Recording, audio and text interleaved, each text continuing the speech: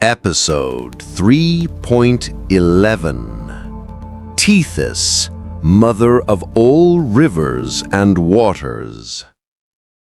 When you see a sparkling brook winding through the forest, when a hidden spring bursts forth from the depths of the earth, or when a fragile veil of morning mist drifts across the fields, remember Tethys. Not as thunderous as Oceanus' vast sea, not as powerful as Rhea, nor as wise as Themis, yet Tethys tended to every living drop of water in the world, gentle, boundless, and silent.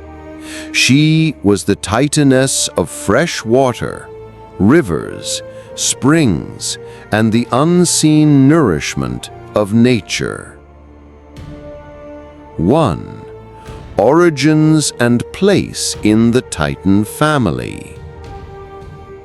Tethys was the second youngest of the 12 original Titans, born of Gaia, Mother Earth, and Uranus, the sky. As the penultimate among the Titan sisters, she did not possess Theia's radiance, Mnemosyne's memory, or Themis's command of order.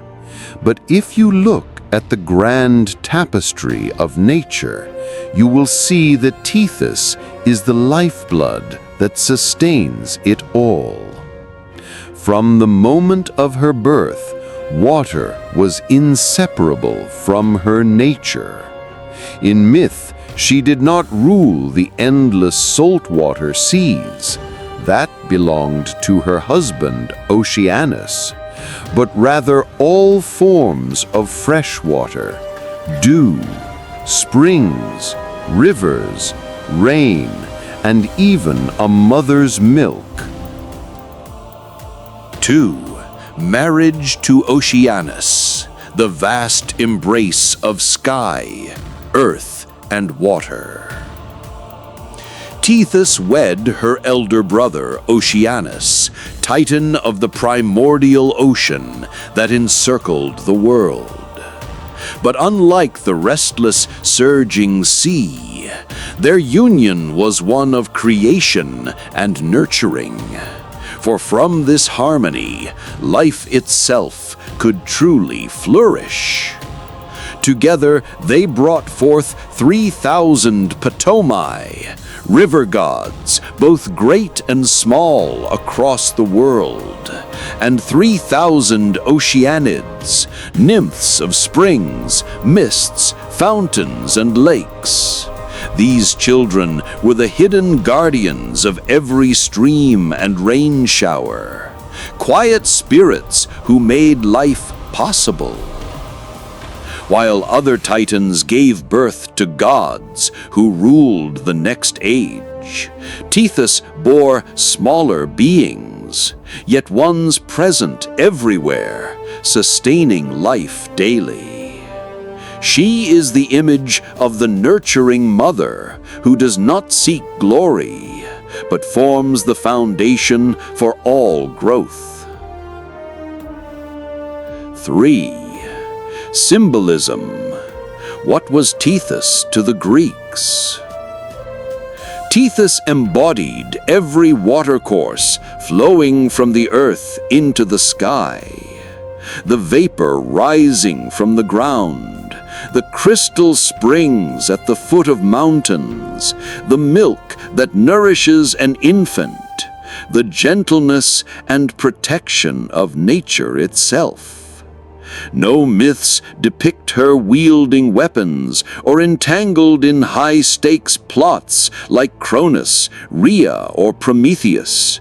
Yet in every rain-making ritual, in every prayer of thanks for clean water, her presence was felt.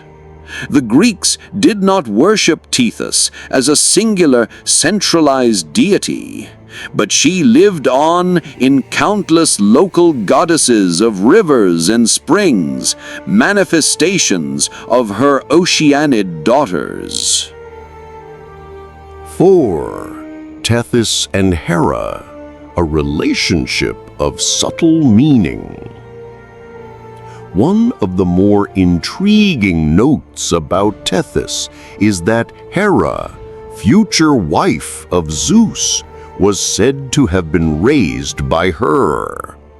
After the Titanomachy, when Cronus and the Titans were overthrown, some accounts tell that Oceanus and Tethys sheltered Hera, protecting her from the conflicts and intrigues of Olympus. Perhaps for this reason, certain myths portray Hera as holding a special respect for Tethys, even long after the Titaness had stepped away from the stage. This underscores the Greek cultural theme of the foster mother, where nurture can be as binding as blood. 5. Tethys in the Titanomachy and her graceful withdrawal. In the war between the Titans and the Olympians, Tethys and Oceanus took no side. They remained neutral, tending to the waters and the cycles of life in silence. For this, when other Titans were cast into Tartarus, Tethys was spared and continued her role under the reign of the new gods. However, certain traditions claim that after the war, Oceanus and Tethys became estranged and separated forever, a symbolic reflection of the division between the sea and the rivers from that time onward. Whether literal or allegorical, the story mirrors a geological truth. Fresh water and salt water began to take on separate identities. And, as always, Tethys chose quiet withdrawal, keeping to her purest, most natural role. 6. Legacy, when the current never stops. Though she had no grand temple and was rarely named in epic poetry, Tethys's mark spans the cosmos. Even in modern science, one of Earth's ancient seas is named the Tethys Ocean, for it once lay between the prehistoric continents of Laurasia and Gondwana. Commentary. This is proof that the gentle and foundational often endure far longer than the mighty and momentary.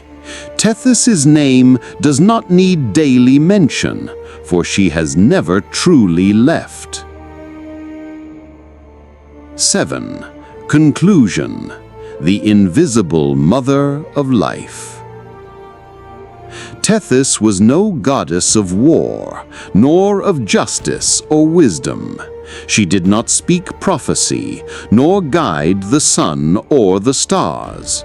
Yet she raised and nourished those who did, quietly feeding life from the roots upward, with every drop of water, every wisp of mist, every pure spring. Without her, there would be no one at all.